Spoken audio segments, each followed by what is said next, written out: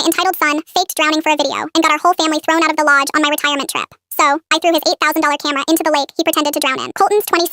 Never had a job, never paid a bill, still can't work the washing machine in the house he's lived in his whole life. His father wires him $900 every Friday for production costs. 4 years of that, and I let it happen. I know exactly what I am in this story. We built him. When he was 15, he filmed a kid from his class crying in a locker room and posted it. The school suspended him a week. His father bought him a better camera that same afternoon and told me I was killing the kid's dream. That pattern never stopped. This June, I retired after 31 years of nursing. My husband suggested a week at a lake lodge up north. First time the three of us would be in one place in years. Colton loved the idea at first, but the second we pulled onto the property, everything changed. Colton got out, looked at the cedar cabins and the still water, and said it looks like where poor families go to pretend. Then he made us get back in the car and drive up the road again so he could film the arrival. 3 takes. His father didn't even blink, drove into town and came back with $700 of lights so he could shoot properly. Day 2, we had a sunrise pontoon ride booked for 6 a.m. He slept until 2, we went without him. He woke up and called me 21 times screaming that we'd sabotaged his content. His father apologized to him. Actually, apologized for not waking him up. That evening, he put a fake rat in his cabin, hid behind the door, and filmed the housekeeper walk in. She dropped a full tray, glass everywhere. She was maybe 60, hands shaking, and he kept filming and asked her to do it again. I found her in the hallway trying not to cry. I gave her $200 and apologized. Day 3 was my retirement dinner.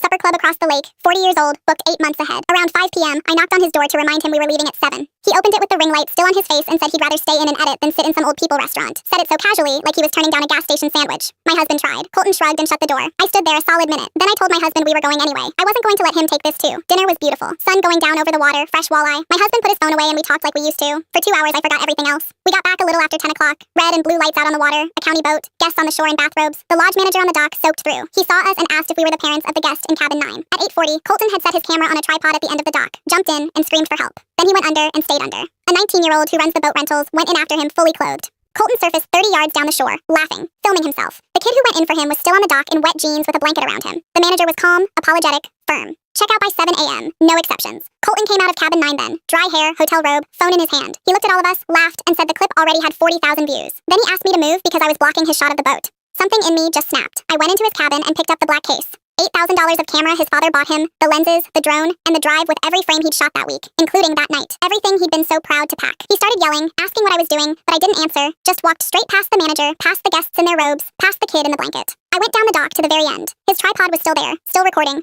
Beautiful view, peaceful. Then I threw that case as far out as I could. It made one flat, heavy splash. I watched it go under. 40 feet of black water, and 4 years of his life went into it. Colton was screaming behind me. My husband was screaming. I just stood there watching the ring on the water go flat. When I turned around, Colton was on his knees at the edge of the boards and his face was wrong. Real crying this time. Not the kind he does on camera when a brand drops him. I looked right at him and said, "You spent all night pretending to drown in that lake. Now you can swim out and get it, or you can explain to your followers where 4 years went. Your choice." We checked out at 7 a.m. His tripod was still out at the end of the dock and nobody picked it up. Colton rode the whole 4 hours home with his phone face down on his knee. Didn't say a word.